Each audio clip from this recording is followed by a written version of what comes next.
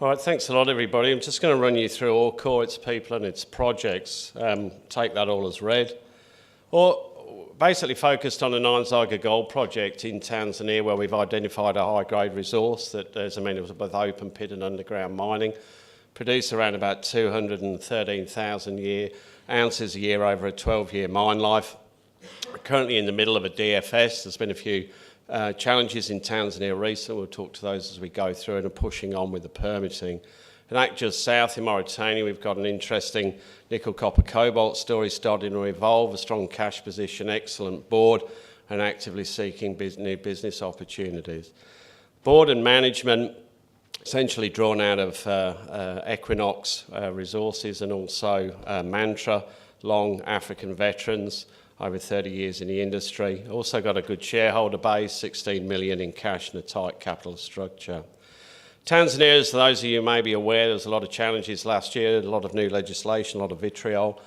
We're trying to steadily work through those as time progresses, and we're starting to see now the regulations to meet that new legislation. The Mining Commission appointed, which now means the mandate on the hiatus of licences has been lifted by His Excellency. Barrick have got the bones of a deal now together with government, which should also clear the way forward. VAT refunds have started to be paid, and also we've had a very good relationship with the newly appointed ministers and deputy ministers. Our earning structure is with Acacia Mining, and basically it's an NPV-derived outcome. If the NPV of the project at the end of the DFS is less than 200 million, we get to make an election to acquire 51% of the project, and over 200 million, Acacia get the election by paying a multiple of expenditure. We are in a world-class province with elephants for deposits. You've got Gator and Bulyanhulu to name but two, and somewhere where we're very familiar, Nyanzaga now stands at just over 3 million ounces at 4 grams to the tonne.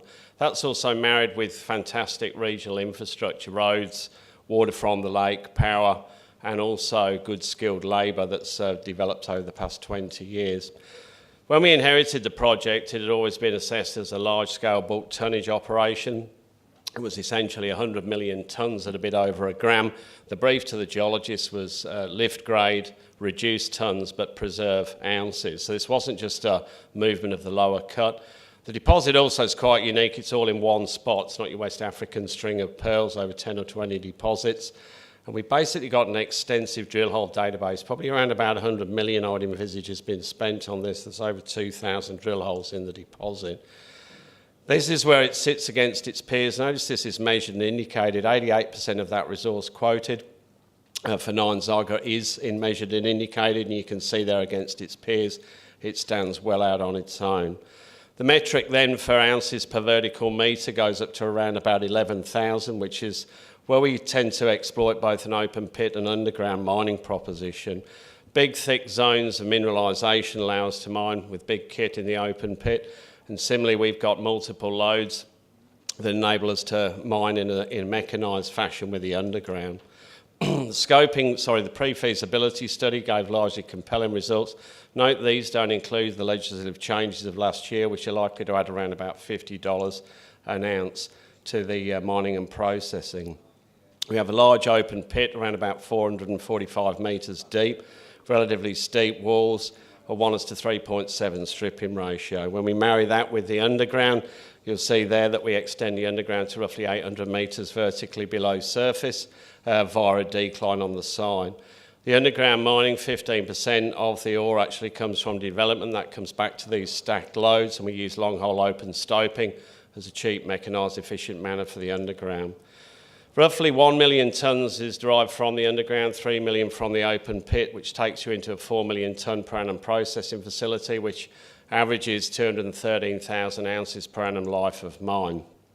Pre-production capital costs there, $287 million.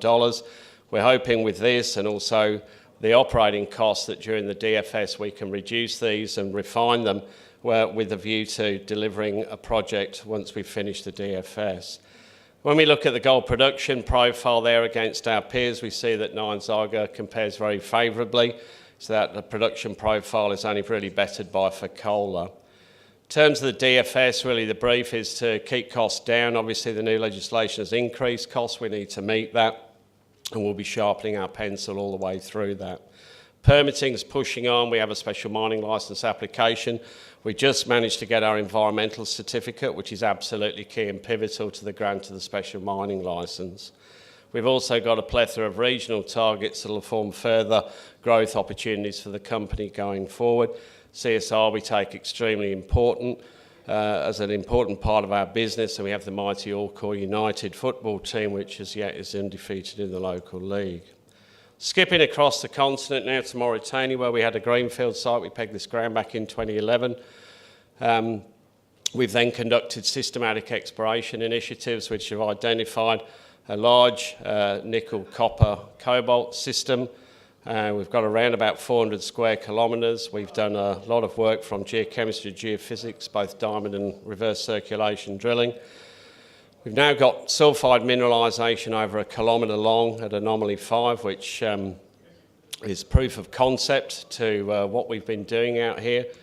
We've also there got nice sections where we've got robust intercepts up to 65 metres thick in sulphide, and with reasonable grades of nickel and copper, and locally up to and above 1% of both copper and nickel.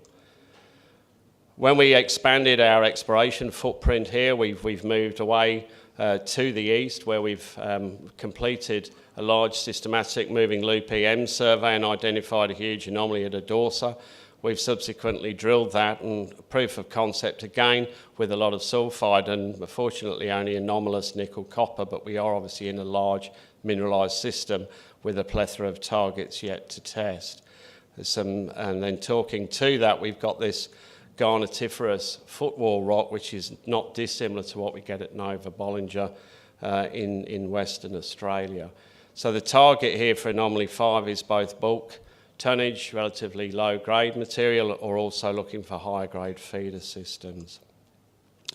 Whilst things have been slowed and reduced in capacity in Tanzania, we've then opened up an active business development side to our business, where we've looked at both operating mines and brownfields projects, and we're hoping to identify a project that we can dovetail in with ultimately the development of the Nyanzaga project. We have an excellent cash position of about $16 million. Just to wrap up then really, we pushed on or are pushing on in Tanzania. We've got a very robust pre-feasibility study. And we're moving on with our definitive feasibility study and permitting. We are a very focused board and management group. This is our only job. We don't hold multiple directorships. With the evolving story in Anomaly 5 and also business development opportunities, we believe that the company is well positioned for growth in the future. We're at booth D5, so please pop down. Thank you very much for your attention.